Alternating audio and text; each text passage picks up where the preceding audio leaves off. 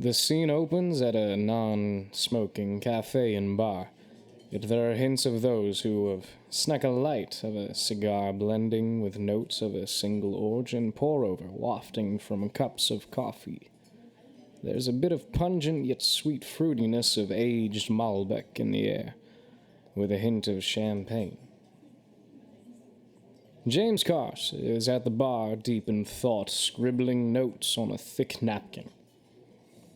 Drake walks up and orders an espresso. "I'd like one espresso, sir. Shaken, not stirred." "Hi there, my name's Robin. How are you doing?" James was deep in thought, scribbling furiously to get the thought out of his head before he looked up and offered a weak smile.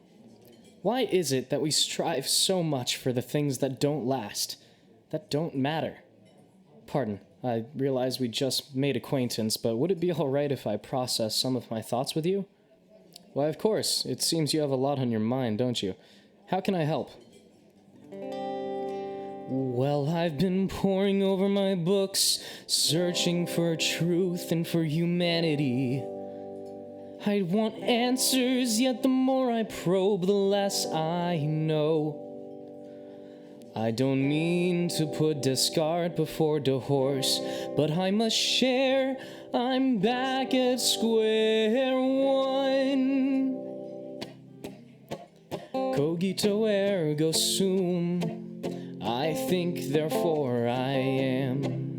While my heart is still beating, I realize Plato's idealism is self-defeating. Nihilism means nothing, and I know I'm dreaming, but what is humanity's meaning?" To know more is to realize that one knows less, is it? The old Socratic epistemological approach. Let us put aside lengthy rapport and step through the philosophical door. I can't pretend you played a dangerous game, my friend. However, for anything to be truly found, there must be bounds, defining lines. Help me help you. Can you take your terms? Very well said, my friend. Allow me. If we have the ability, I'd like to treat life like play and possibility. And should there be any imminent bounds, there the finite shall be found. That's it, and any continuation rather than cessation. We have found a legitimate infinite name. I shall call it a game. A game, you say? As Drake said this, the doorway swung open, and a silhouetted heroic figure stepped in.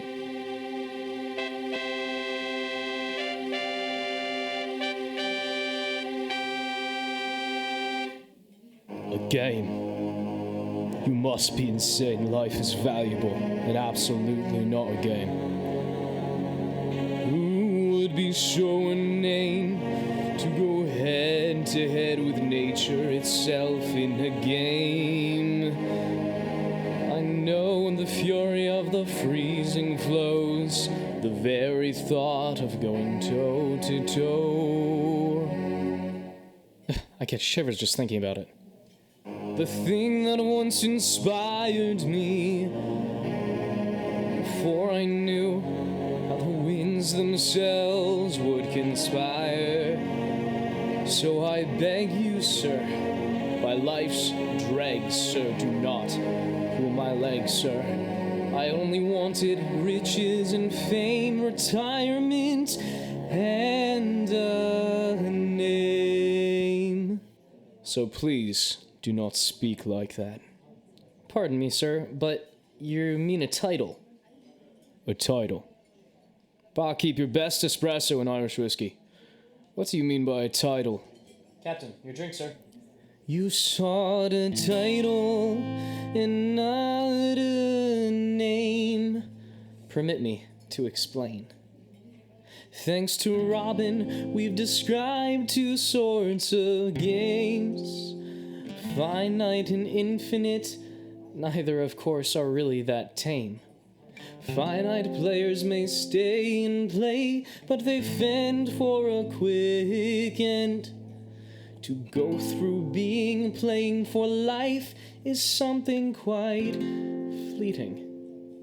While an infinite game cannot be won, a finite game will soon be done.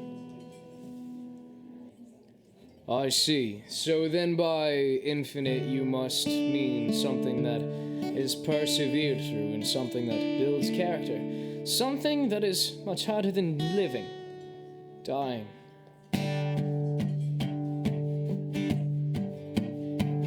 By the saints I see the picture that you paint. I see it all. Oceans rise, empires fall from my heart to the sea. You can replace the planks of a ship in me, but the christening remains, as does the name. I've witnessed the hard-pressed human soul. I've seen death make men whole. A sobering reality can come from such maladies. Yet you can be sure my men endured through it all. Precisely. If I may offer, Ernest, it seems James is saying that while at first you played to win for power, a title, a reward, that would be bestowed upon you. In the midst of your odyssey, you played for that which had yet to happen. You played the game, you played with strength, exercising freedom, leadership, and humanity within the circumstance. I love systematizing things. And so with that, James, Robin, and Ernest discussed into the night until the barista gave the very last call. The three men moved their conversation to a nearby IHOP. The barista closed and locked up the way of the Hero Cafe, and with either a grin of wit or perhaps mischief, perhaps both, strapped on his helmet and biked home, pondering a new lesson plan for his class the very next day.